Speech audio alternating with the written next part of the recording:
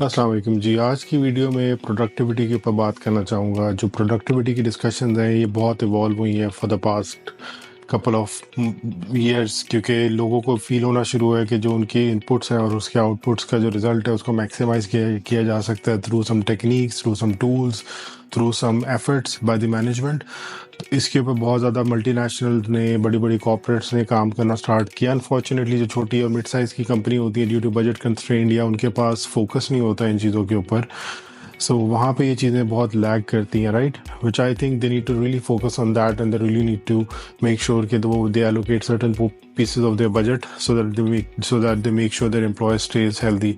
Productivity की जो discussion है ये ऑफिस स्पेस के अलावा इवन हमारी पर्सनल स्पेस में भी बहुत ज़्यादा यूज़फुल होती है, राइट। हम लोग अपनी पर्सनल वर्क स्पेस के अंदर, पर्सनल स्पेस के अंदर हमेशा ये कोशिश कर रहे होते हैं कि मिनिमम इनपुट के साथ मैक्सिमम आउटपुट को जनरेट कर सके, राइट। क्योंकि आजकल की दुनिया में जैसे टेक्नोलॉजिकल एडवांसमेंट्स आ रही हैं, एआई की इंटीग्रेशन हो रही हैं, टूल्स इतने यूज़फुल हमारे पास आ गए हैं कि हमें ज़्यादा काम करने की ज़रूरत नहीं है। You just type and you have all the content ready, right.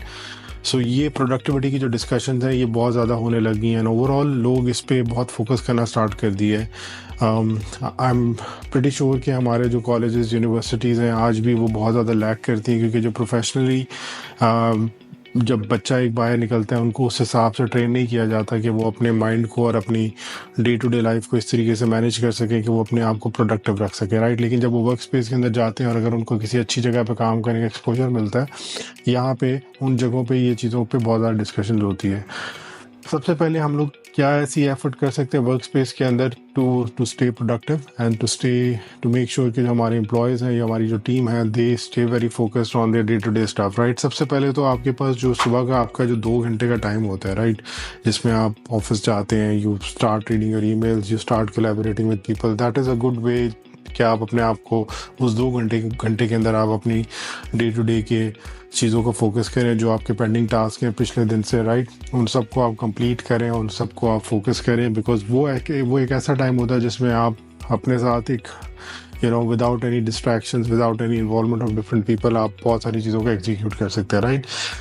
Then उसके बाद जैसे लोग आना स्टार्ट होते हैं तो आपकी डिस्ट्रैक्शन बढ़ती हैं, तो आप वो काम नहीं कर सकते। So this is the first thing which I personally feel in my work space, कि जब मैं सुबह का जो मेरा टाइम होता है, अगर मैं 8 साढ़े 8 बजे ऑफिस चला जाता हूँ, जैसे before that, even before other people comes to the office, ये वो टाइम होता है जिसमें मैं अपनी सारी चीज़ों को वाइंड अप कर लेता हूँ।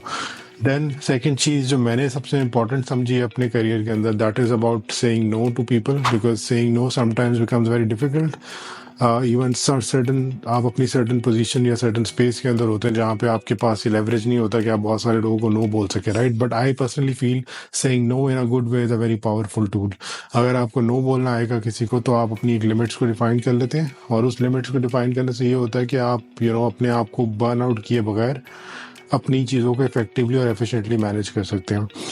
अब बहुत सारे लोगों को इंक्लूडिंग माई सेल्फ, मेरा भी ये कंसर्न है कि हम अपने सीनियर्स को कैसे नो बोलें। There is always a way to do it, right, but sometimes it is very very difficult. कभी कभी आप इसको अवॉइड नहीं किया, आप मतलब इसको अवॉइड नहीं कर सकते, आपको किसी का काम करना होता है। बट आई पर्सनली फील कि you have to certainly know how to manage certain stakeholders। कुछ आपके की इंपॉर्टेंट कनेक्टेड स्टेक होल्डर्स होते हैं, उसके साथ आपको कैसे मैनेज करना है, और अपने आपको ये जो नो वाली जो एक लिमिट है इसको कैसे, बाउंड्री लाइन को कैसे डिफाइन करना है। बिकॉज इवेंचुअली आपके जो KPIs होते हैं या आपके जो परफॉर्मेंस इंडिकेटर्स होते हैं, आप उसी की बेसिस पे ही डिफाइंड होते हैं। अगर आप लोगों के लिए डिफरेंट काम करेंगे या आप लोगों के लिए एक्स्ट्रा माइल जाकर चीज़ें करेंगे, eventually that is not going to help you out in the career growth, right. Working hard is not always as useful as working smart. तो अगर आप अपनी चीज़ों को मैनेज कर रहे हैं और अगर आप अपनी डे टू डे स्टाफ को और परफॉर्मेंस इंडिकेटर्स को मैनेज कर रहे हैं and you say no to people at certain time which is totally okay, that defines your limit, right. तीसरी चीज़ जो मैंने सबसे इम्पॉर्टेंट देखी है, इवन हमारे जो हेड्स या हमारे जो मैनेजमेंट हैं उनकी कोलैबोरेशन अपनी टीम के साथ as a leadership, that is something very important. Different तरह की team building activities, may be smaller level, sometimes आप बड़े लेवल पर अरेंज नहीं कर सकते because it is a cost intensive thing, right. Sometimes आप उसको बहुत छोटे लेवल पे करते हैं, but that is still okay, because आप एम्प्लॉयज़ के साथ इंगेज रहते हैं, एम्प्लॉयज़ के साथ आपको बात करने का टाइम मिलता है, ठीक है। और उस टीम बिल्डिंग एक्टिविटी का एक सबसे बड़ा फ़ायदा ये होता है कि आपको डिफरेंट लोगों के एट्रीब्यूट्स टीम के अंदर देखने को मिल जाते हैं, राइट। लेट्स से अगर आप कोई ऐसी टीम बिल्डिंग एक्टिविटी करते हैं जिसमें प्रॉब्लम सॉल्विंग है, जिसमें मैनेजिंग कॉम्प्लेक्स सिचुएशन है, जिसमें रिस्क टेकिंग एबिलिटीज़ को मॉनिटर करना होता है, तो मैनेजमेंट आपने अक्सर देखा होगा इस तरह की टीम बिल्डिंग एक्टिविटीज़ में पीछे बैठ के they stay silent and they just watch you. Basically वो आपके एट्रीब्यूट्स और आपकी एबिलिटीज़ को गेज कर रही होती है, मॉनिटर कर रही होती हैं कि आप किस चीज़ में बेहतर है, एंड अकॉर्डिंगली उसी के अकॉर्डिंगली आपको प्रमोट किया जाता है, कोई भी रोल दिया जाता है। समटाइम्स बहुत सारे लोग होते हैं वो रिस्क नहीं लेते, समटाइम बहुत सारे लोग होते हैं जो वो उनको कॉम्प्लेक्स प्रॉब्लम सॉल्व करने में इश्यूज होते हैं। तो ये मैनेजमेंट जो ये टीम बिल्डिंग की एक्टिविटीज़ करा रही होती हैं वो इन चीज़ों को गेज कर रही होती हैं, और उनको गेज करने के बाद ही वो अपने इंपॉर्टेंट डिसीजंस में इसको इंकॉर्पोरेट करती है। सो ये टीम बिल्डिंग की जो एक्टिविटी होती है इसमें आपको अपनी टीम के बारे में बहुत सारी चीज़ों को जानने का मौका मिल जाता है। प्रोडक्टिविटी के ऊपर भी इसका एक इम्पैक्ट है। अगर आप टीम बिल्डिंग की एक्टिविटी करेंगे, एम्प्लॉयज़ जो हैं आउट ऑफ वर्क स्पेस एक दूसरे के साथ कोलैबोरेट करेंगे through games, through interaction, through some activities, through solving some challenges and stuff like that, और उससे उनकी इंगेजमेंट बिल्ड होती है, राइट। उस इंगेजमेंट बिल्ड होने से डेफिनेटली उनकी प्रोडक्टिविटी पे एक पॉजिटिव इम्पैक्ट आता है, और वो आपको नज़र आएगा अपने बिजनेस के आउटपुट के अंदर। अब जितनी बड़ी मल्टीनेशनल्स हैं अगर आप उनको देखें, उनका एक सर्टन बजट का एक लिमिट होती है जो कि उन्हें स्पेंड करनी होती है on these things, right. Although these things looks very flashy from outside, लेकिन इसका एक पर्पस होता है।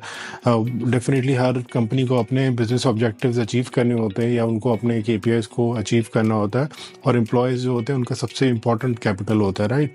एम्प्लॉयज़ के ऊपर आज अगर वो इन्वेस्ट करेंगे और उनकी इन चीज़ों पर इन्वेस्ट करेंगे, राइट, उनकी वेलबींग के ऊपर, उनकी प्रोडक्टिविटी के ऊपर, देन डेफिनेटली उसके आउटपुट्स आपको बिजनेस में नजर आएंगे। नेक्स्ट चीज़ जो मैं डिस्कस करना चाहूँगा, safety at work. Safety at work का जो कॉन्सेप्ट है that is basically making sure कि आपके एम्प्लॉय सेफ हैं। First of all they have the rights to say to withdraw from the situation if they are feeling unsafe, right? They have the rights to kind of flag any issue which leads them to any uncertain or unsafe situation. Let's say for example जैसे कि बहुत सारी companies होती हैं, I personally know कि अगर let's say किसी company में फायर अलार्म है तो आपको immediately you have to evacuate the building, you have to leave it. आपको फायर एग्जिट्स का पता होता है, आपको उसके बारे में ट्रेनिंग दी जाती है and so on and so fourth. बहुत कंपनी में stopping your work and living the work place का कल्चर होता है, विच मीन्स कि अगर कोई ऐसी सिचुएशन जिसमें यू फील अनसेफ, आप अपना काम बंद करके जा सकते हैं, you are not even answerable to your boss. So these kind of things really matters because employees will feel कि इस तरह की स्मॉल चीज़ें करने से, इस तरह की छोटी छोटी चीज़ें करने से दे रियली फील कि company really takes care of those people and hence it is directly contributing towards the productivity of those employees, right. तीसरा जो लास्ट मेरा सबसे फेवरेट टॉपिक है, एंड आई थिंक कोविड ने हमें बहुत चीज़ें रियलाइज़ कराई हैं कि जो वर्क फ्रॉम होम वाली सिचुएशन है, I am not in a favour completely कि जो वर्क फ्रॉम होम है वो 5 days या 6 days जो है वो आप टोटली घर से करें, but there is always a level, there has to be a level of flexibility.